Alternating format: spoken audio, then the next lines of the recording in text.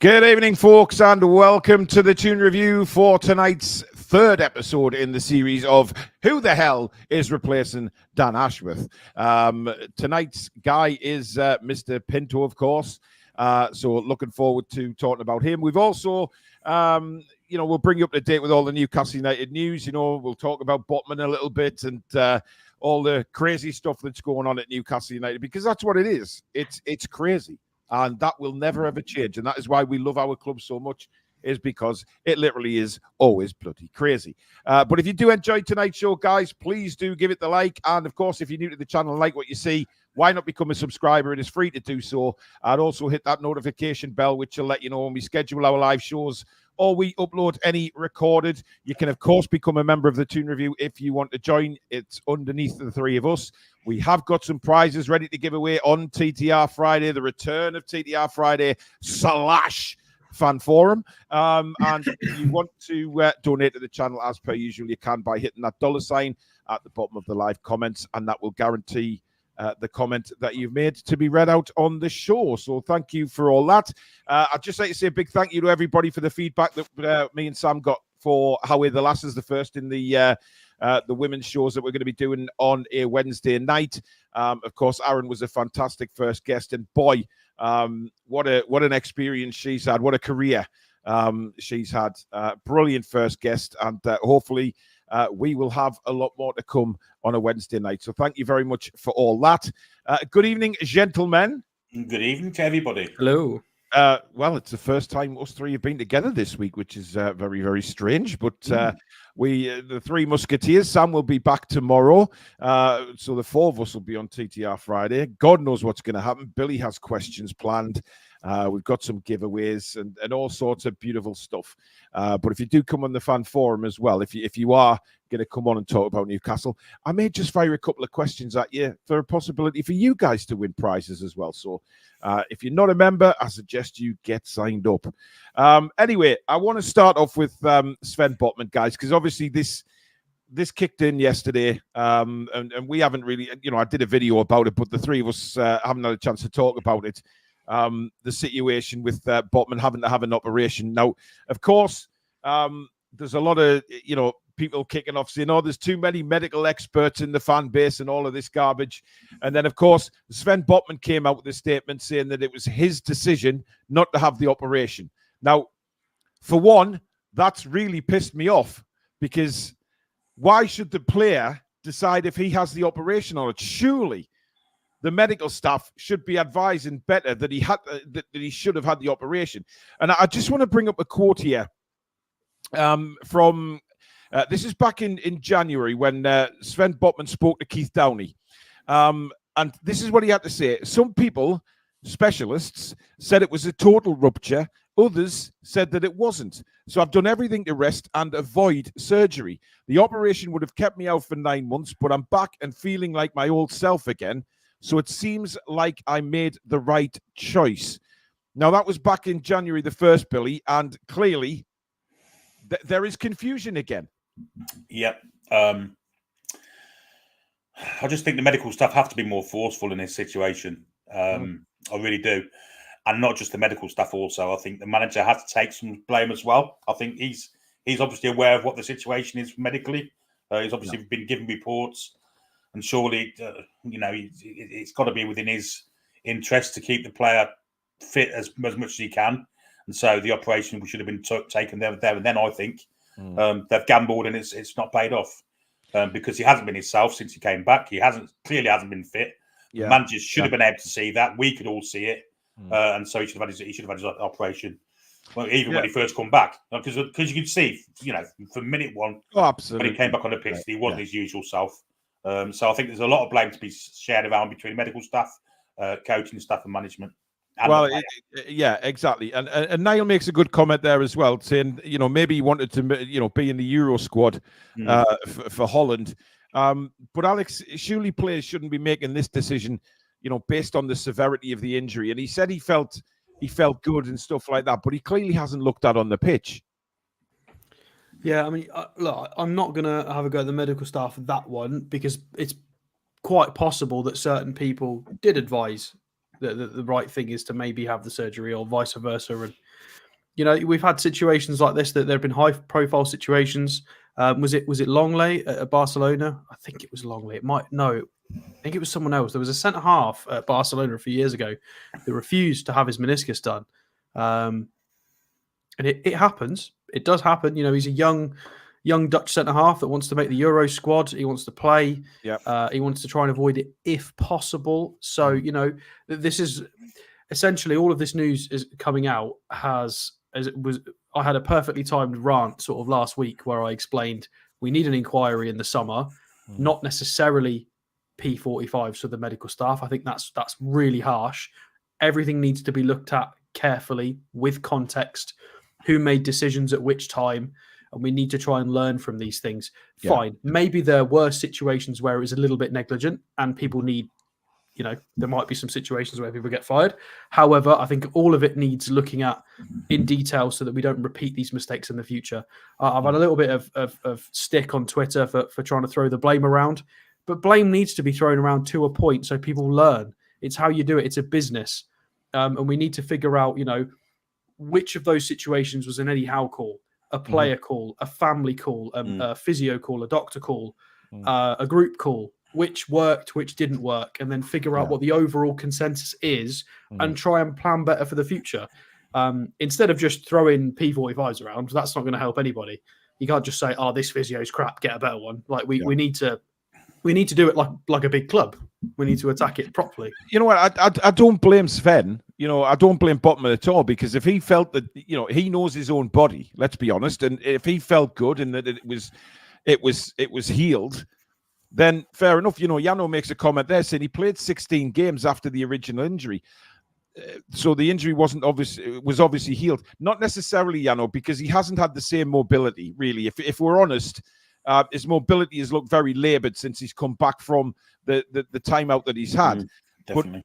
But Sven himself, if he feels like his body is healed, then that is fair enough. And I totally agree what Alex is saying there, that a total overhauling and looking at the various departments and how we can work better for the future and not let anything like this happen again. Because let's be honest, he did play 2 games with the injury when he really shouldn't have. God knows what that might have done. But, what got me was the fact that Sven Botman said that the experts were saying different things, that it was a total rupture and it wasn't. That's going to create tremendous confusion in Sven Botman's own head as to what he does about that, Billy. Yeah, but surely if he could walk on it and then run on it within weeks, then it's clearly not a rupture. So, yeah. I mean, you're going to get different medical experts with different medical opinions, aren't you? Mm-hmm. We'll never know who's to blame for it. We'll never know. And I'm with Alex. I don't think you can just throw all of the medical stuff. I think you can blame or throw blame at everyone in it. But we will never know who the real culprit is. Well, I personally think, I personally think that everybody really needs to look at themselves, and then that's what Alex means by all this stuff going on in the summer. From the manager down. This needs to stop happening, and we need to look at every situation in context, right? You need to go right. Nick Pope, nobody's fault, accident, cool. Throw that one away, not a problem. Murphy, shoulder, nobody's fault. We tried a little thing to get him back, it didn't work. Fine, we'll move that one away. Nobody's fault. And then we need to look at these case by case and figure out what could we have done better, whether we could have made decisions better as a group. Whether it was the right medical advice, whether the players were being too stubborn. You need to factor in all of these things and then maybe try and see what you can improve in the future. Maybe say to the lads, look, we would appreciate if you would try and take more medical advice. It's your body at the end of the day. But, I don't know. I don't know how it works internally when they have these conversations. But there needs to be some sort of general consensus to try and make sure this doesn't happen to this extent again. Because it's been the worst this season out of any Premier League club by a country mile. I mean, there have been occasions where players have clearly been injured and been kind of asked to play on. I mean, we saw it with the Gordon at Chelsea. We saw it with Joe Linton at Sunderland. Where he could hardly walk, hobbled on. Yeah, that's ridiculous, from my opinion. That's what I think needs spoken about and needs investigating really and sorting out is to who makes the final decision? Is it the player himself? Is it the medical staff? Is it the manager? Because from the outside looking in, we will never be privy to find out. But at the moment, it just looks like, Botman himself has made that decision not to have the operation because he felt like it was strong enough to play. And as Niall said earlier, he's got ambition, Sven Botman. He wants to. Footballers want to play football, and they don't want to spend 9 months sitting out, missing it all. Not taking part in training, not taking part in the games. They are part of that team, and that's where Sven wanted to be, and you can understand that. But I mean, Nick's asking there, what would Klopp, Pep, or Arteta do? I don't think you can force anybody really to have an operation. That's the thing, unless it was 100% of a necessity that they have to have an operation, or they're in big trouble. They're never going to recover. But obviously, Sven's been advised by various different people about the injury. And I must. Yesterday, I was really pissed when I did that video. I thought, Christ, why does this keep happening to our club? What on earth is going on behind the scenes? And Alex, I know you put that tweet out. You felt the same. You were very, but when you look at everything that's been said by Botman himself today, you kind of look at it and think, right, yes, that is fair enough, but somewhere down the line, something has gone wrong. Something it's somewhere clearly in the scan, isn't it? It's clearly in the scan he had. I mean, yeah. I mean, it's the fact that experts, Billy, experts have told him one thing and then told him another. It's going to put confusion in his mind. And Eddie Howe's, let's be honest, if Eddie Howe's getting advised by experts that, oh, yes, it's a rupture, and then 2 days later, somebody else contacts Eddie Howe and says it's not a rupture. He doesn't need surgery, he just needs rest, which is clearly what they did, and he came back. But look, if we're openly honest, he's never looked the same since he's come back. For me, he's struggled, and he's struggled with his mobility more than anything. And we said, Billy, when we've been doing the commentary on the games, that he's looked very stiff. His mobility's just not there. His head's still in the game. I mean, you don't lose that, but because of his, I don't know, his physicality's just not there at the minute. His mobility's not there. It brings on mistakes. Gallagher Brown's been a member for 20 months. Thank you very much, Gallagher. As a physiotherapist, commentary around injuries, some fans do annoy. The management of injuries is unfortunately not black and white. Well, clearly it's not black and white in this instance. But I think, as long as it's sorted and lessons are learned, Alex, because I think that's the big thing coming out of this season, that lessons are learned so that these sort of things, I know they will happen again, but don't happen again on such a consistent basis. I think it's a missed trick, unfortunately, because I don't think it's going to be as much of an issue ever again, because we will clear out 4, 5, or 6 of the. I don't want to say deadwood, because people have been useful. Like Matt Ritchie's played his part. Everybody's done something. However, deadwood to a point, we'll clear out 4 to 6, and then we'll improve the back end of the squad again this summer. So every window that goes by, this is going to be less and less of an issue for us. So this was the season where we needed to get it right, because it was the right. We're not 5 years down the line yet. We haven't got that big squad with extended quality. We've got quality in the starting 11, a little bit on the bench, and then that's it. So this was the season where we had to nail it, and we've absolutely not nailed it. So I don't think it does it matter. Yes, you do need to kind of learn from this, but again, it's not. It won't have as much of an impact negatively in future seasons, because we will just have additional depth of better quality anyway. So we needed to get it right this time, and it's just not happened. Wacky says, when you've had one of your main physios on leave for months, that didn't help complete the overhaul of a medical team, would be beneficial. Yeah. Well, that was the guy that got declined extended paternity leave, wasn't it? What was his name? Was it Danny Murphy? Was his Danny name? Murphy, yeah. And then he left at gone. Christmas. Yeah. John Stasher says, but surely an ACL is either ruptured or it is not. We're not in the pre-70s anymore.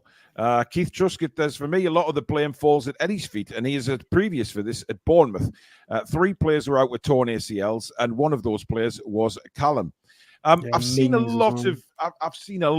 hell of a lot of, certainly on the video I did late last night before the live show on Botman, a lot of fans blaming Eddie Howe and saying it falls at the manager's feet. I'm not so sure, 24 hours on from the announcement, I'm not so sure that's the case because, look, Eddie's got to go off what the player says. Eddie's got to go off what his medical staff said. We don't know what he's been told. We will never know what Eddie's been told about the injury. All he can go off is what Sven himself has told Eddie, that he feels good to go and he's ready.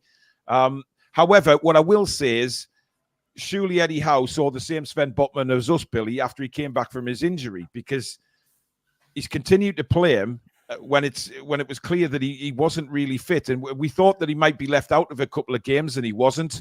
And I just think, sometimes if you're looking there, the manager didn't quite see what we were seeing, and the mobility wasn't there.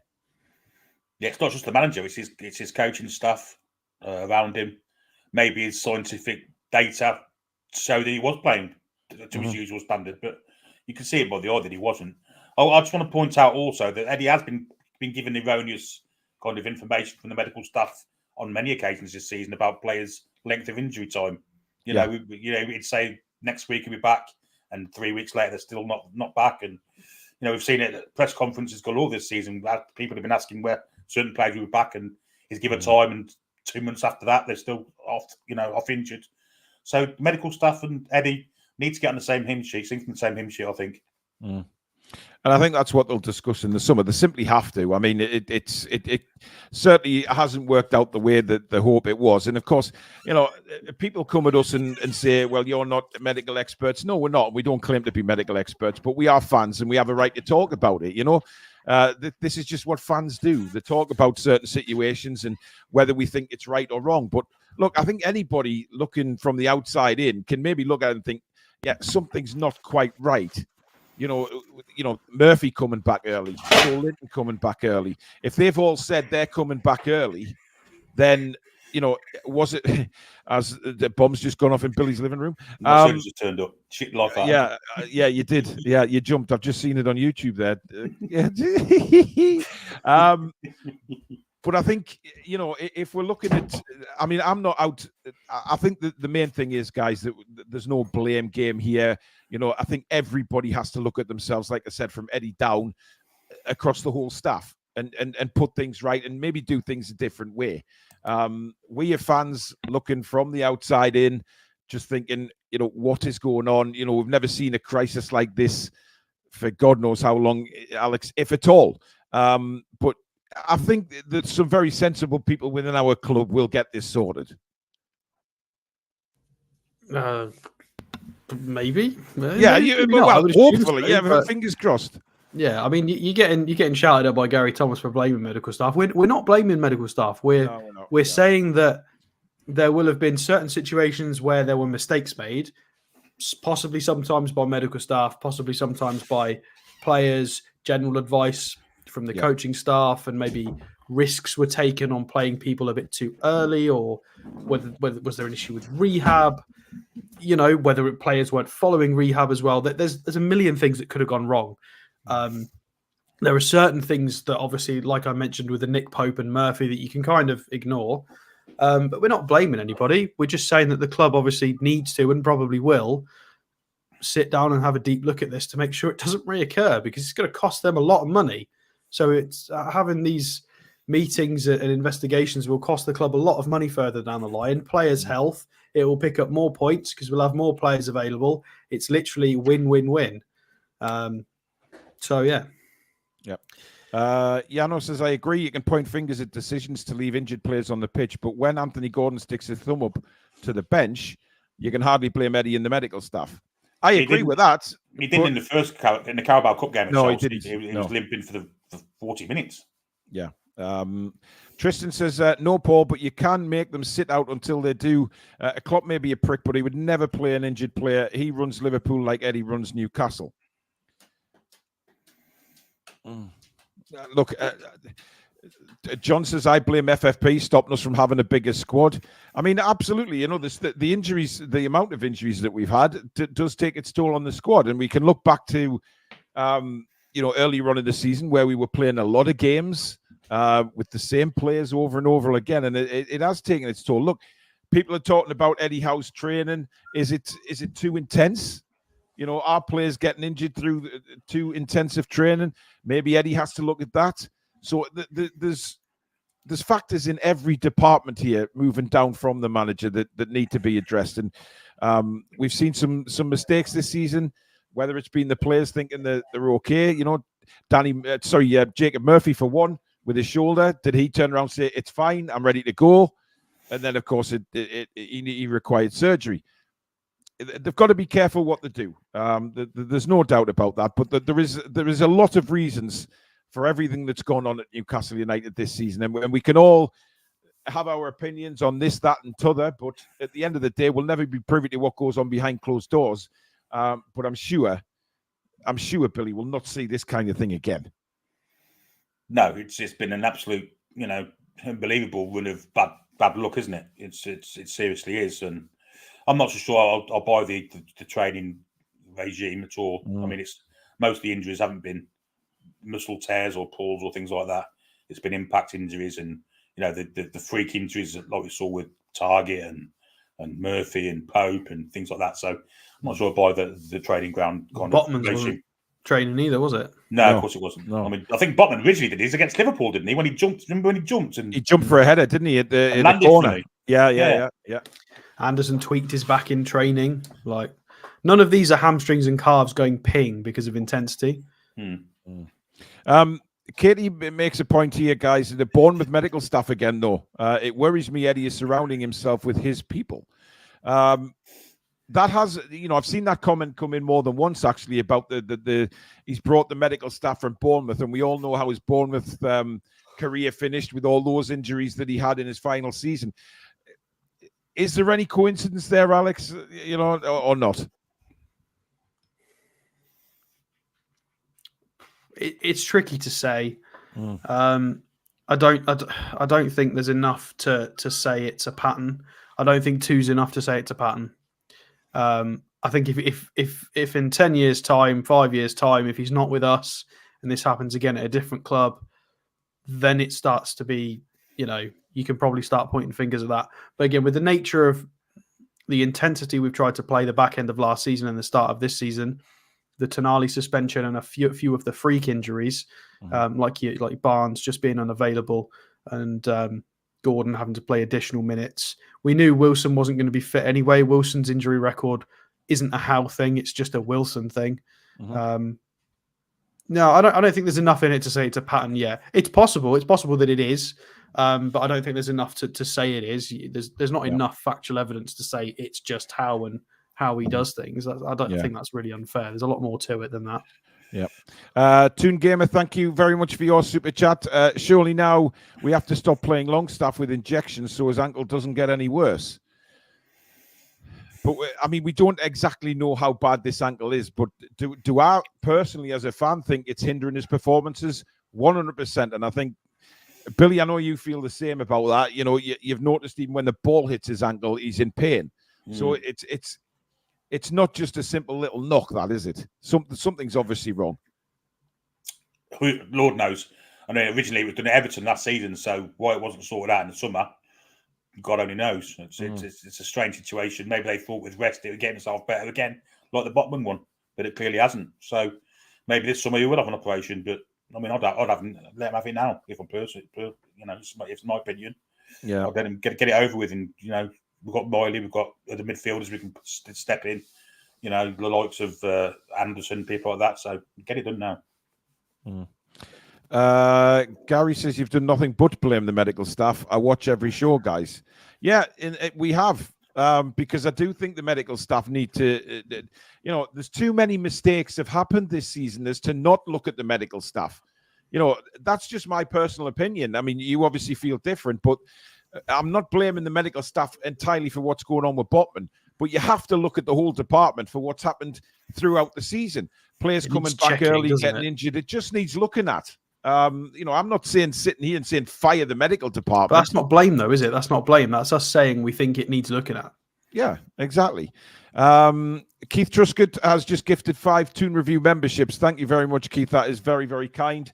And Jens, thank you for a super chat again. He says, what did you guys make of Bruno's press conference? Well, we're coming on to that in just a second. Gillian says you just cannot play injured players, or they can permanently be injured. It will ruin their careers. Niall, the only thing I can see that even if a new director of football comes in, how he can implement things when Eddie's nephew is there and director of football could always be overruled. Keith says, I hear what you're saying, but surely the medical team must give reports to Eddie on a player's availability, and the final decision must be his, not the player. I mean, we don't know, do we? We'll never know. I find it astounding that if you know, obviously the player makes the final decision, but when you're talking about ACL injuries and things like that, I think, you know, yes, I can understand the, you know, little muscle strains here and there or impact injuries here and there, but ACL's Billy, they are a serious injury. They don't grow back either, do they? I mean, you have a slight tear, they're not going to fix themselves. You know, it's odd, really. Generally, I've never heard anyone play through an ACL injury and try and rest it to make it better. And it's just strange kind of, you know, practice for me, I've got to say. If you've got your ACL gone, that's it. You're operated on and that's it. You're out for 6 months, 9 months, whatever it is. But, yeah, for some reason, they thought this time they could rest it and get better through it. Unbelievable, really. Yep. Chris Lynch, thank you very much for your super chat. That's very kind, my friend. Injuries have been unprecedented. No other club has had what we've had. It just means it will take longer to get where we want to be. Patience is the key, but stick with Eddie. Oh, they do grow back once, Gallagher Brown. Thank you. You've learned me something. Well, I have no idea, to be honest. Paul Sprague says, is it right Anderson injured himself getting out of bed? Seen a lot of our fans saying that's what Eddie has come out and said. I've never heard that. I've never heard Eddie say that at all, getting out of bed. I mean, look. You can do your back doing anything, can't you? I mean, I did mine pulling my trousers up after going to the toilet once years ago. Ridiculous times. Wow, that must have been in a curry the night before, Billy Bob? It's just literally went down and I was stuck, couldn't move. Quite embarrassing. I mean, but there you go. I don't think you're the only one that's actually sat on the pot pillow and done the back in. I think that's quite a common injury, to be honest. Derek's with us. He says, hi, guys. The lesson has to be learned. Whatever the injury, it's got to be better to bite the bullet now instead of kicking the can down the road. I agree. I do agree with that. I think we've got to stop, we've got to stop and just deal with things as they happen and not cross our fingers and hope, I guess. But it's a strange one. Anyway, we're going to move on to Bruno before we talk about Mr. Pinto. Bruno gave a press conference today, of course, ahead of England against Brazil at the weekend, and he was asked a few things about, what it was going to be like going up against Anthony Gordon, if Anthony Gordon starts. And he basically said it was great for both players and for the football club, which I thought was really nice. He didn't say anything, saying, oh, yeah, we'll get stuck into each other or anything like that. He was really nice about it and mainly highlighted how good it is for Newcastle United if they've got players on the pitch from both nations. It's an incredible advertisement for Newcastle United. But a lot of people were worried about what he said about the current season, Alex, saying that he was very disappointed. And obviously he's a winner and he wants to win things. Some people have taken that as gospel that he's leaving. I don't particularly see it like that. I think he's just being honest. I'll tell you what, I absolutely loved it because Eddie Howe often says the opposite or different to what we're feeling as fans. He'll say, whether a performance was a bit better or about injuries or about form or upcoming games. He will always downplay everything, which is fine. That's how he does it. But Bruno spoke from the heart and he basically echoed most of the fans' thoughts this season anyway. So obviously Bruno doesn't, I wouldn't suggest necessarily aligns with everything that Eddie Howe's been saying, what he said. And Bruno effectively said, disappointing season due to certain factors. You'd got injuries, suspensions. We wanted to do more, but we knew it was a process. And by the way, his English has gotten a lot better. It's not perfect, but he's got the right keywords. He knows exactly what he's trying to say in the language. So 2 years, he's done really, really well, by the way. Just had to say that because he doesn't look like he preps things. He speaks very honestly. But yeah, it was basically a decent reflection of this season. I think he basically mirrored what most of us think as well. So it was nice and honest.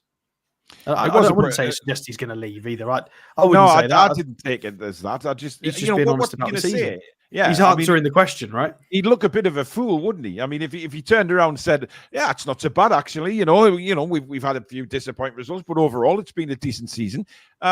No. He's actually been honest, Billy, and that's a breath of fresh air.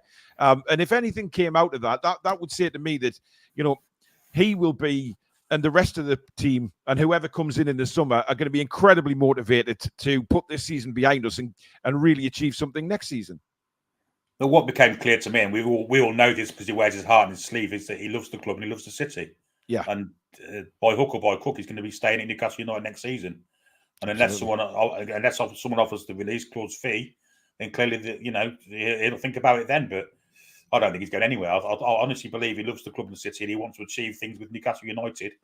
He said they expected this kind of thing this year, a bit of a downturn after the third season. As we saw in the Amazon documentary, it's pretty well documented. But yeah, he wears his heart on his sleeve and he's black and white through and through. I don't think he's going anywhere. Yeah. I mean, look, Bruno's... What would you say to him, Alex, if he did get an offer in the summer, if his release clause was met? And remember, even if it is met, he doesn't have to go to that club. He decides where he wants to go. But what would you say to keep him here, Alex? What would you say? We're building a side around you, things like that. I'm just going to change my internet over while you answer that, Alex. Well, he knows this. I mean, just look at how people are idolised through history with Alan Shearer and the other greats that have worn the black and white. This is his opportunity, and we've got the right backing to do this now and to say this. We can honestly give him that promise and say, look, you'll be the king, you'll be the guy, you'll be the guy of this rebuild. You'll lead the team. I can see him potentially. I don't think he's got the right stuff at the moment to be a captain, purely because he's a bit too emotional in my books. But he might be able to grow into that role. There's no reason why he might mellow a little bit. But he is the guy. That's what you need to. You need to lay down the gauntlet and say, look, highest paid player, you're going to be the guy. We will build the entire team around you. And I think he's good enough to do that, 100%. He's a good enough age for it as well.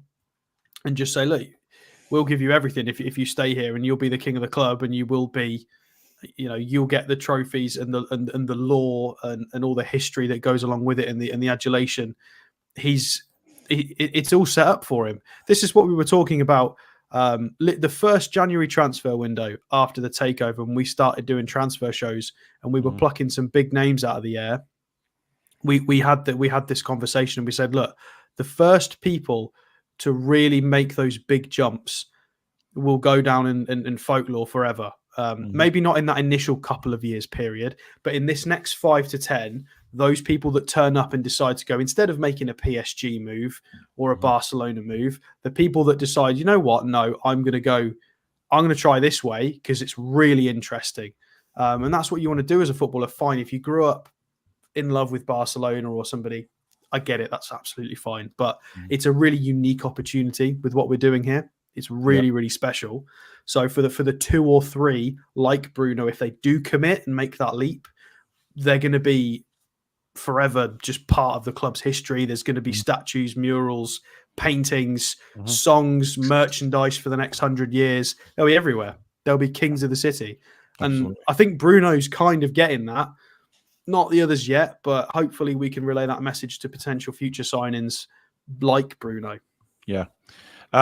Kieran, thank you for your super chat. He says, if Joe Linton stays at Newcastle for a few more years, why would Bruno leave? Because both seem like best mates.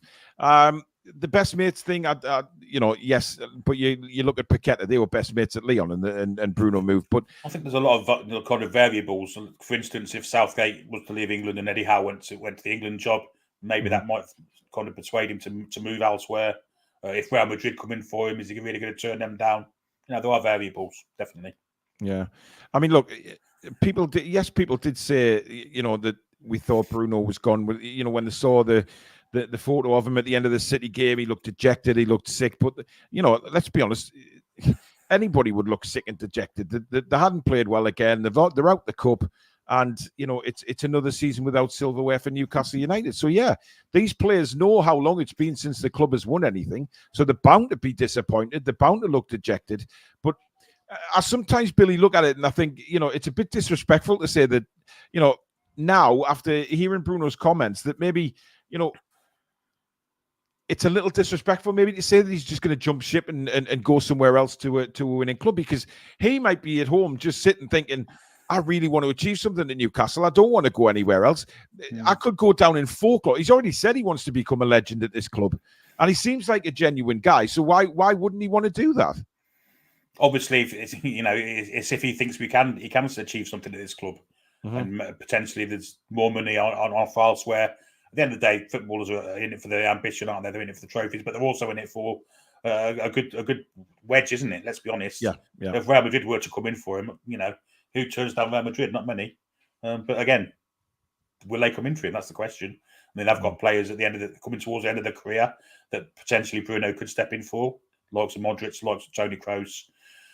Again, we shall see what happens in the summer, I guess. Yeah. It's certainly going to be a very big and interesting summer, and we will cover it all on this channel. Yeah, go on. Wacky Angler is a genius. That's technically true, is it not? Yeah, it is. If he gets 2 yellows in the same game, he'll get the red, but then he'll only have to sit out the one game. Yeah, that's bizarre. Yeah, but then he can get booked in the game after that and get another 3. That's a good. That's point. not how that works. It resets. No, it doesn't. No. The yellows don't get reset off a red. He's got 4 more games. Yeah. Yeah, but if he has 2 yellows, does that not take him up to? No. Would that not reset it? That counts as a red, and then he gets a 1 match ban for that. But then he's still on non-yellows. Ah, that's nonsense. No, it's true. That's God's honest truth. No, I agree with you, but it's a nonsense rule. That's ridiculous. Well, there's a lot of nonsense. They'd all be doing it, wouldn't they? All those are about to get 10 yellow cards. I mean, just get 2 on purpose. Yeah, just get 2 on purpose. Absolutely. Someone who not got the 10th yellow. I can't think who it was, but yeah. Mark says, remember what position we were in when he came? He said himself, it's happened too fast. I don't think there's anything. I don't agree with anything. It's happened too fast. I think you deal with it as as it happens. I just think this season would have gone pretty well, I think, for us had we had everyone available. I honestly do. I think we would have qualified in the Champions League as well. But, injuries dictate a lot. But there has been mistakes made by the manager as well. And I think he will be first to admit that at the end of the season. He won't at the moment. But I think he'll look at himself as well as the players and think, what could we have done different? But we will see in time what happens in the summer. Right, let's move on to this director of football for the final 20 minutes of the show, guys. Mr. Pinto, Alex, who, of course, said he would love to come. He would love it to come to the Premiership. Yeah, it has been said. There's not as much on this guy as... Well, I say there's not as much. Obviously, Giles has only been at Brentford, really, but there's a lot more media coverage for him in this country. There's a really, really, really, really good Athletic article on Pinto. I think it's from Horncastle for the Athletic, so it's very, very good. I have taken snippets and a lot of inspiration from that. So I'm going to say that it's not entirely my work because I wasn't going to sit down and translate a bunch of Portuguese interviews for the last 2 weeks. I have a job. So a lot of it is information from the Athletic from Horncastle, which is exceptionally well put together. Yeah. So I would recommend maybe reading that if you haven't. But yeah, so Tiago Pinto is only 39, so was a professional player, and he's had just me 2 jobs in the industry. Yeah. Benfica and Roma. You pair of bastards. You both said it at the same time. You both sort of laughed and went, "Yeah, right." Evil people. So he has degrees. It just says degrees. I'm not sure why. It says degrees in pedagogy. Pedagogy. In what? Sorry? Pedagogy. What on earth is pedagogy? That's how you say it. So he's got a degree in it. So pedagogy is the method and practice of teaching, especially as an academic subject or theoretical concept. So a teacher. It is, well, yeah. He's also got degrees in economics and human resources. So a lot of kind of things that you need to have in that industry. And he's also been a footballer. So he's got a lot of the right kind of mixtures there, I would imagine. And he, where am I going on my notes? Yeah. So he's quoted Mourinho quite a few times. If you know only football, you know nothing about football. And he's mentioned that you know the role is quite specialized. You need to be a lawyer, an accountant, PR specialist all at the same time to be a director of football nowadays in the industry. So he understands the modern requirements and demands of a sporting director / director of football. He gets it, which is really nice. And he's had a really, really good kind of introduction to that starting at Benfica. He got quite lucky I say got quite lucky. That's a bit unfair, but Benfica obviously have quite a well-known academy. Very, very good at producing talent over there in Portugal in the bigger clubs. Well, I did in the lesser clubs, to be fair. That'd be unfair of me to say that. And over there, when he first joined, that was the season that they had João Felix come through and Ruben Diaz. So he kind of he hit it at the right time. And in that season, they won the title when he joined with 9 academy players in the first team, and Bruno Lage was the coach, who was one of the academy coaches. So it just goes to show how good their academy is. The fact that they can win a domestic title with 9 academy players and an academy coach. Imagine if that was the Premier League. The world would never stop talking about it. So that's an exceptional start. So Benfica was more about refining everything. And helping to build there. Do you want to do some comments while I get some of my notes in order? Yeah, well, Foxy says, out of all the rumoured options, I'd have Tiago Pinto as last choice. Suspect recruitment business his whole career. Benfica won 4 league titles in a row before he arrived, only once while he was there. So clearly Foxy not a fan. I mean, look, we've seen some very, very good candidates so far, Billy, and you know, I think that the Tiago Pinto one is just basically hit because he said he wanted to be in the Premier League, and of course, Newcastle wanted DOF. Yeah, and of course, people are kind of linking us to the special one, and he's kind of linked with him as well, isn't he, intrinsically? So I guess people are putting 2 and 2 together and making 5, but we shall see. Yeah, I mean, absolutely. I'd like to know more about him, to be honest. Is that it's got any more notes yet? I have indeed, yeah. So Foxy's not wrong there. There are a lot of people who have questioned that, and in my research, there's been a lot of people saying the same sort of things.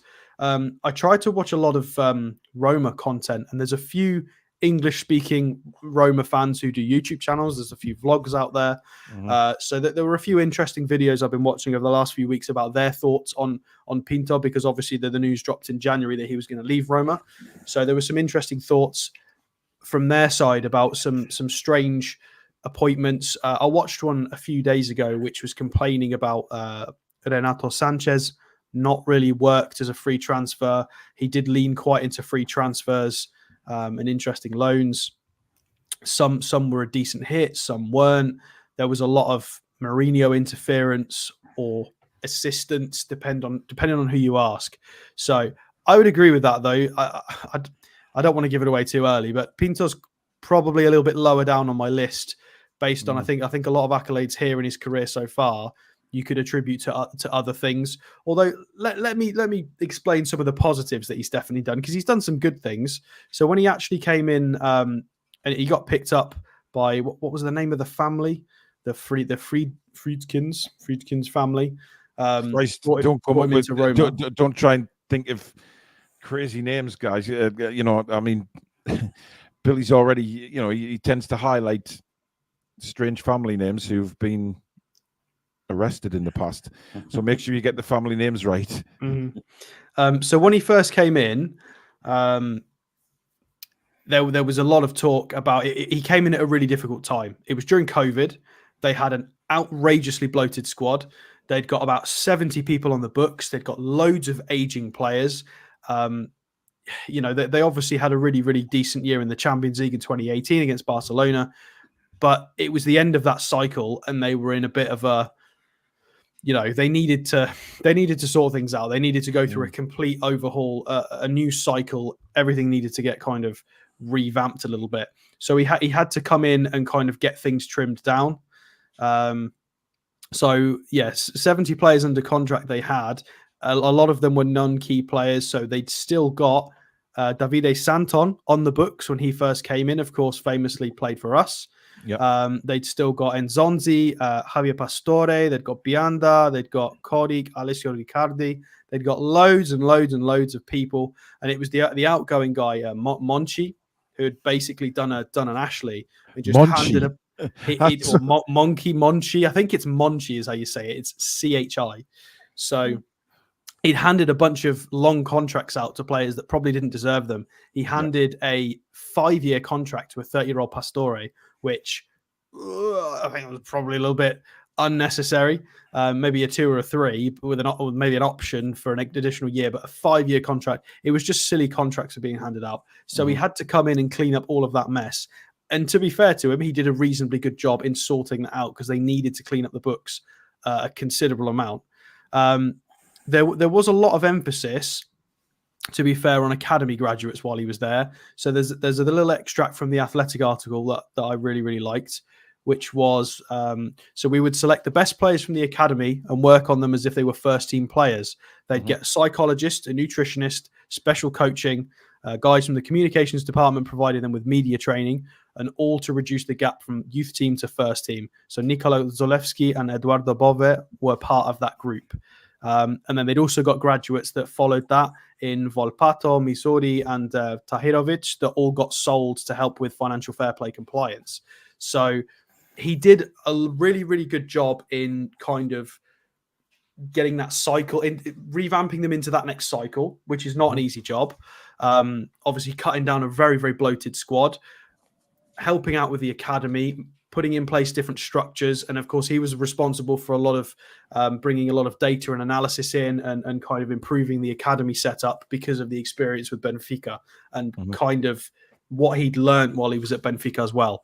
So there's a lot of positives there. But then the next bit to this is he got Mourinho, which nobody really expected. I don't think he expected it. There's a lot of kind of excerpts of how that went. There's interviews from Pinto basically saying he texted Mourinho's agent as a joke, and then Mourinho was like, ha ha ha, ha yeah, funny. And then it just like happened 2 weeks later, and Mourinho was there. And to be fair, they've made a few really, really impressive signings since then. One of the big ones, which I will just share my screen. I don't know if you guys remember when Paulo Dybala went to Roma, but it was big when Dybala went there. They all gathered. It was ridiculous scenes. They had 10,000 people turn up to see him, and he was unveiled here, and there was just so many people turned up. It was outrageous. It was like a superstar. So I remember that kind of crowd when I signed for Whitley Warriors back in the day. So Dybala, you got Mourinho in. Obviously, there were some decent signings in Abraham. Abraham came in the first season and actually broke the record and got 30 goals. Yeah. Let's not forget the cherry on the cake here, guys, is they won a trophy. First season with Pinto there, they won a Conference League. They also got to a final of another competition as well. So they've won trophies, and the open top bus tour round the Coliseum and stuff with Mourinho, it looked very special. It looked very magical. So positives, negatives, free transfers. He does lead into free transfers a lot more than we seem to have done, whether that's due to financial constraints, whether it's Serie A. There's a few reasons for that. There's a lot of reports that he spent a lot of time in England and in London specifically dealing with things like the Lukaku transfer, which, of course, he's there now. They had to try and move things along because they got Abraham, but then they've got Dzeko on the books. Lukaku's come in. They've had to try and wheel and deal and get some decent loans, free transfers, and get the academy working well. So he's not done it. I mean, with the biggest respect to Roma, I would say probably they are a bigger club than us historically. I think we're probably up there globally if you go sort of Totti versus Shearer. There's a lot of people around the globe will know both. But I'd say he's not managed at a club with the level of expectation we're about to have. I know we're kind of ramping it up. We're not quite there yet, but the expectation for this club is in the next 5 to 10 years, Amanda's words, not mine, trophies, winning everything, winning league titles. So he's not done that in a league of this magnitude yet. So some really, really interesting positives there. And to be honest, there's not too much more on him. It's not been as in depth as Paul Mitchell's rise and multitude of clubs. It's been Benfica, who already had quite a good structure in anyway. And then he's kind of sorted out a mess at Roma. And now he ended his 3-year cycle. One thing that you might want to know is he did say he was tired at the end of that tenure, his 3 years. He thought he didn't want to continue after the 3 years. He'd done what he came in to do. He doesn't like the idea of spending 15 odd years at a club. And these are his words. He's quoted with saying 15 years at a club. So maybe not the best person. If we want somebody in for the next 10 years, he might not be the right person for it. Yeah. I mean, look, for me, it's still Mitchell for me, Billy. I don't know about you, but I just think he's the obvious choice so far in what we've done. I don't think I wouldn't be. I think if Pinto came in, I'd be a bit underwhelmed considering the DOFs that are out there, and certainly even the first 2 we've done in this series far outweigh what Pinto's done. Yeah, but he has experience in what we might be trying to do this summer, which is get rid of excess players, maybe getting free transfers if need be, because if we are sailing close to the FFP ceiling, we may need to go down that route. So he has got kind of experience in what we may want. So that kind of tells me. Plus, there's the link with Mourinho, which I think obviously if Eddie Howe sees Pinto come, he's going to think, Christ, I'm on my way here. But a 3-year cycle for him, maybe clear the decks, get it back on a good financial footing with the FFP, with maybe Jose coming in at some point as well. There's potential left certain.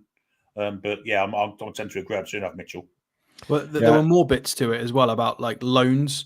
So there was a nice excerpt in that Athletic article about Justin Kluivert, about how he wasn't really working out. They couldn't really get any money for him. They loaned him. I think he got a Leipzig loan, and then they managed to get him back on track to a point football-wise, and then they got 10 mil off Bournemouth for him. So it was a case of getting the right loans for him and trying to get value out of players, which is something we're really struggling with at the moment. We're just loaning players out willy-nilly and we're just getting nothing for them. Darlow went for like 600-700k despite having a large amount of Premier League appearances and being early 30s. I feel like that's quite a low fee. We wouldn't get much more for him, maybe a mil or two, but I feel like when you're talking in hundreds of thousands for the size of club we are, we need to be selling players for more than that. So that's another thing, is loaning them out, making sure we can actually get value back on players, because a lot of these we're probably going to get nothing for. When you look at your Frasers, Hendricks, Jamal Lewis's, absolutely. If we actually nail this, if we can end the season with players like Jamal Lewis and the returning players and Fraser, if we can make it so that they improve a little bit, we can get a decent return on them. So we need to make sure these loans and how we go about this works, so we can get it could be an extra 5 mil if we get this right. And that could go a long way for an extra player FFP wise. Well, I mean, look, again, we'll have to see, but I think a lot of people in the chat really think Mitchell's the man, from the comments that I've seen flying through there. Now, just to finish off the show, I just want your opinion, guys, on the news that broke late this afternoon that Mike Ashley is suing Newcastle United. Now, it looks like the reason for him suing us is because we didn't provide his store or his outlets with the Newcastle United replica kits. What do you make of that? I wouldn't have thought he had a leg to stand on, if personally. We can sell our kits wherever we want to sell them, I would think. You haven't got to provide a shitty little store like his. I say little, it's a massive one, of course, but it's bargain basement shite. Why would we want to deal with him? I mean, especially after how he's treated us for the past 15 years. Yeah. I mean, I thought he might have had a leg stand on with the Sports Direct signs coming down ahead of time. If he wasn't going to sue us for that, I don't see the point in him trying to do it for this. It seems odd to me. If he wants to waste his money on a legal court battle, well, go against the Saudis, mate, because you're a pauper compared to them. Yeah, exactly. I mean, there was 2 seasons. I think it's been proven because the financials got released. 2 years on the trot, he paid us about £1 million in sponsor for having Sports Direct plastered everywhere. Whereas you've got other clubs getting 15, 20 million pounds for the same right, maybe more. I think some are getting close to 40 for things like that. So that in itself is disgusting because he was basically using us for free advertisement.